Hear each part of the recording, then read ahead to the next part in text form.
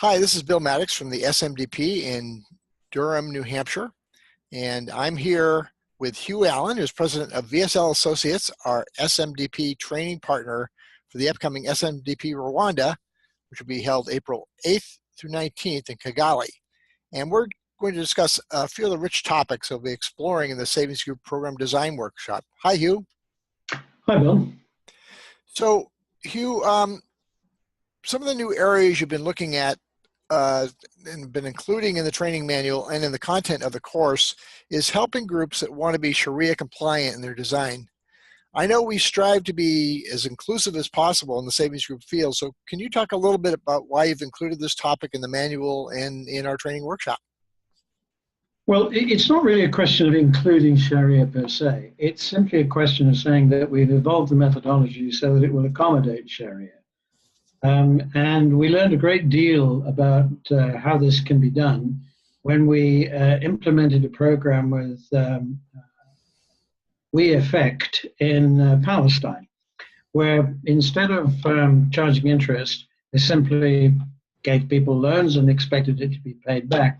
And what we found from that was that the most positive element was that people could, instead of borrowing and repaying monthly, where they had to recalculate interest, they were able to borrow and repay weekly, in the sense that you could take a loan in any meeting, you could repay in any meeting. So when we saw the positive impact in terms of flexibility, we decided it was time we figured out whether we could incorporate that into a model which does allow for the charging of interest. And basically, that's what this has done. It incorporates the concept of being able to pay and disperse weekly with the notion of charging interest or not, as a particular program might want. We've tested this out we initially tested this out in Palestine, as I've said, but we then evolved it into a more mature, fully developed methodology, which we've tested out in Burkina Faso and in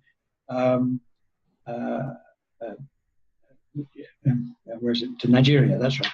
Now, the most interesting thing is that the Nigeria experiment is really interesting because it was with Oxfam. It's a very large-scale program, and they had been using the standard model where we charge interest on a monthly basis. And after they were halfway through the program, they went over to this model, which was about 7 or 8 months ago. And they found that there are tremendous benefits in terms of the reduced need for literacy, far fewer loan record keeping errors, so they've standardized on it throughout their entire program. And so there's that's Oxfam UK, and they have a program now with 97,000 members in something like 20,000 groups, all using this approach. So we're pretty much satisfied it's okay, and we're promulgating it now as the standard methodology. That's great. So if I were a savings group practitioner and I was considering coming to Rwanda for the SMDP, what would I learn? What's a good reason for me to show up? Well, first of all, this improved methodology, I think it's a major step forward. It's always been a challenge for us to, explain to groups why they should save for a month with money in the box and not borrow from it. So that's a big plus. But two other things have been introduced.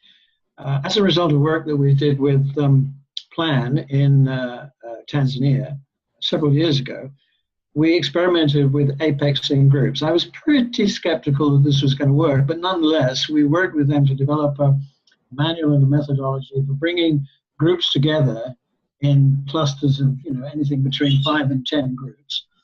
So and the idea is that groups will use these apexes purely as instruments for intermediation, so that you can save money into the apex, and then the apex can lend it to any one or more of the member groups, so that when they have a periodic need for extra capital, they can get it.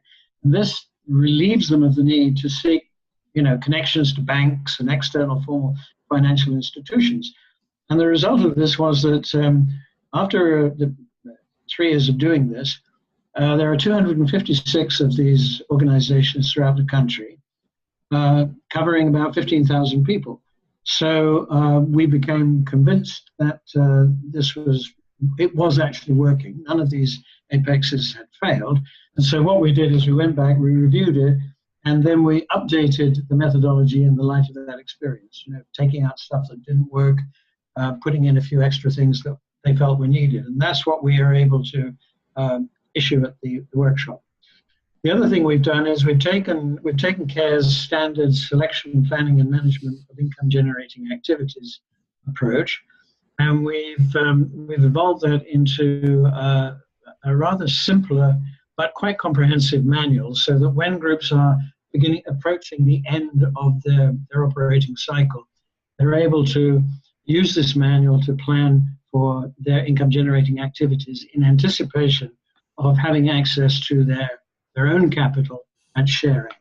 We've also pioneered this in Burkina Faso and in Nigeria. The results we're still waiting for the results on that, but the training has been done and the response was quite positive. So we're going to make those materials available at the workshop as well, although we won't be giving an in-depth training in them. That's great. All right. Well, thank you, Hugh. I appreciate you taking a few minutes with us, and I encourage everybody to go to the website for SMDP Rwanda 2019. Again, the dates are April 8th to the 19th in Kigali. We do have MasterCard scholarships available, quite a few of them. We urge you to apply soon. So go to the SMDP website at the University of New Hampshire, Carsey School of Public Policy, or Google SMDP Rwanda 2019, and it'll bring you right to the website. Thank you, Hugh, and have a good day, everybody. Thanks, Bill. Bye-bye.